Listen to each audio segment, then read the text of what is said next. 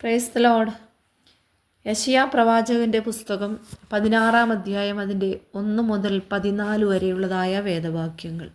നിങ്ങൾ ദേശാധിപതിക്കു വേണ്ടിയുള്ള കുഞ്ഞാടുകളെ സേലയിൽ നിന്ന് മരുഭൂമി വഴിയായി സിയോൻ പുത്രിയുടെ പർവ്വതത്തിലേക്ക് കൊടുത്തയപ്പീൻ.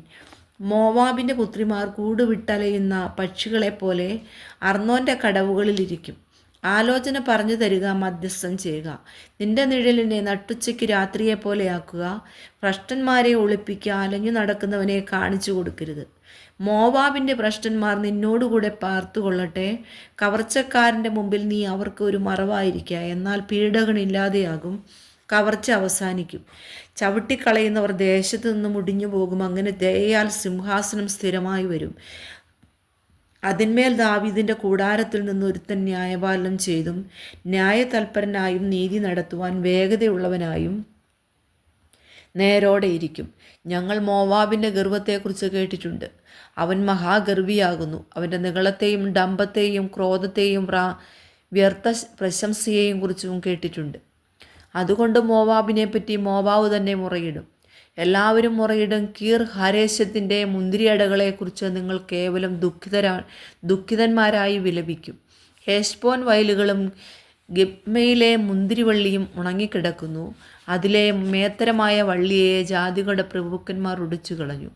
അത് യസേർ വരെ നീണ്ടു മരുഭൂമിയിലോളം പടർന്നിരുന്നു. അതിൻ്റെ ശാഖകൾ പടർന്ന് കടൽ കടന്നിരുന്നു. അതുകൊണ്ട് ഞാൻ അസേരിനോട് ഷിബ്മയിലെ മുന്തിരിവള്ളിയെക്കുറിച്ച് കരയും. ഹെശ്ബോനെ, ഏലയാലേ, ഞാൻ നിന്നെ എൻ്റെ കണ്ണുനീരുകൊണ്ട് നനയ്ക്കും. നിന്റെ വേനൽക്കനികൾക്കും നിന്റെ കൊയ്ത്തിനും പോർവിളി നേരിട്ടിരിക്കുന്നു. സന്തോഷവും ആനന്ദവും വിളനിലത്തു നിന്ന് പോയിരിക്കുന്നു. മുന്തിരിത്തോട്ടങ്ങളിൽ പാട്ടില്ല, ഉല്ലാസഘോഷവുമില്ല. ചവിട്ടുകാർ ചക്കുകളിൽ മുന്തിരിങ്ങ ചവിട്ടിക്കളയുകയുമില്ല. മുന്തിരി കൊയ്ത്തിൻ്റെ ആർപ്പുവിളി ഞാൻ നിർത്തിക്കളഞ്ഞിരിക്കുന്നു. അതുകൊണ്ട് എൻ്റെ ഉള്ളം മോവാബിനെക്കുറിച്ചും എൻ്റെ അന്തരംഗം കീർ ഹരേശിനെക്കുറിച്ചും കിന്നരം പോലെ മുഴങ്ങുന്നു. പിന്നെ മോവാബ് പൂജാഗിരിയിൽ ചെന്ന് പാടുപെട്ടു.